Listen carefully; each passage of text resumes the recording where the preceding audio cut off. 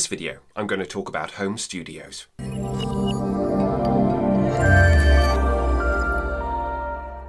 I've been working as a voiceover from my own home studio for the last 5-6 years on and off, and that's been across 4 different residences.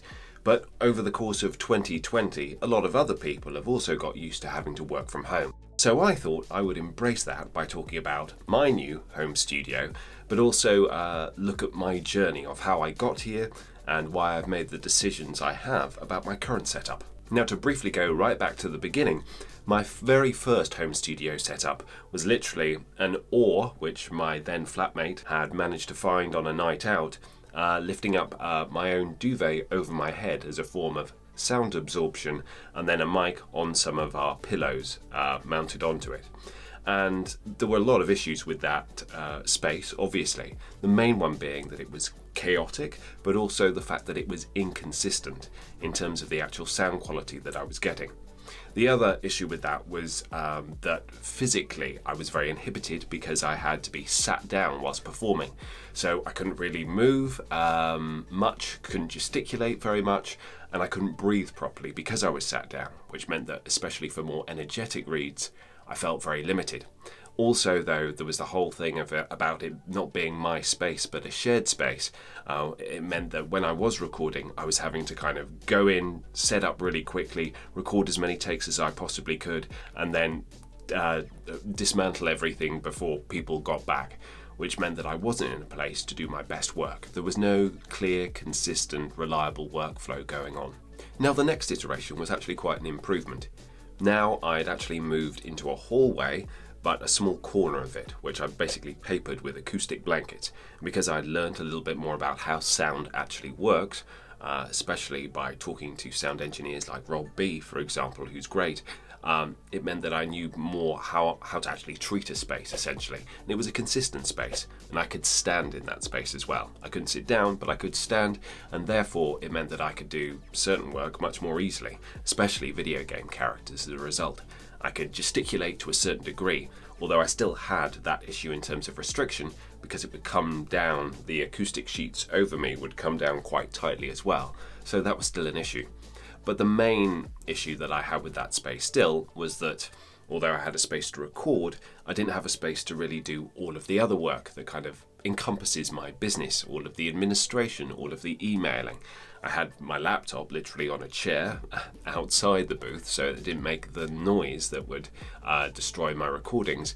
But when I actually needed to do all of the admin and stuff like that, I had to gravitate to the couch. And I don't know about you, but I found consistently sitting on a couch not particularly conducive for getting all of the admin work that I needed to. Now, when we moved to this house a few months ago, I was essentially able to take my original setup with the acoustic blankets and reposition it into the corner of this room here. The same issues applied in this room.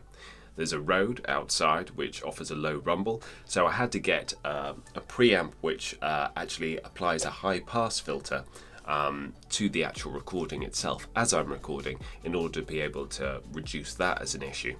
And also, I still didn't really have a set working space. I was able to buy and fit a table, but the workflow still wasn't very effective, and I had the same levels of restriction, so I knew that I wanted to really invest in a proper space. Now, for any voiceover artist looking to make a proper recording space, the first things that they're going to prioritize is soundproofing and sound treatment. But after that, my priorities were really to do with light and space. And this is one of the reasons why I decided not to go down the whole sound booth route. In terms of the sound booths that I did look at, such as the Studio Bricks or the Cube, they tended to be quite small, though the Studio Bricks one, for example, it can be modular, so you can expand it, and some of the Cube studio booths are actually huge, but because they're huge, they're also weighing tons, and in the building that we live in, that simply wasn't viable as a space. So that's when I decided to reach out to a number of different companies and then finally hire Moloko Builds to build this studio as it is now. So touching foremost on the voiceover essential of soundproofing, the main issue was the road outside, so a stud wall has been created filled with rock wool plus acoustic glass, placed in front of the original double glazed window. A floated floor is also being fitted. thus reducing the carrier vibrations from the rest of the building. Now, this doesn't keep all of the sound out. I would literally need to convert this room into an absolute nuclear bunker for that to be actually possible. But what it does do is it reduces the noise floor to about minus 74 dB. And just to give you an idea of what that really means, an acceptable noise floor is about minus 60 dB, and the lower you get, or the higher that number, the better. The 10 white acoustic panels mean that the space is reflective of light, but not sound, giving a really nice airy feel. In terms of sound reflections, the acoustic glass and the monitor are obviously two reflective surfaces, which make the sound more acoustically live than my previous space, but still good. Moloko have every build reviewed by an acoustician, which is part of what you pay for, and that's the whole reason why I decided to go with them. The only additional thing I'm waiting for is an acoustic curtain, so I have the option of deadening the space more if necessary. Having a really easy to adjust mic arm I found invaluable, because first of all it means that I can enjoy having that space to perform and do the kind of heightened character work that I really particularly love doing as well. But it also means that I can switch to doing voicing, sitting down, more relaxed corporate reads or long form kind of stuff, and it literally only takes me 30 seconds, not even that. Rather than putting my scripts on a large screen, I found a fully adjustable iPad stand instead, because I love having the ability to annotate the script directly.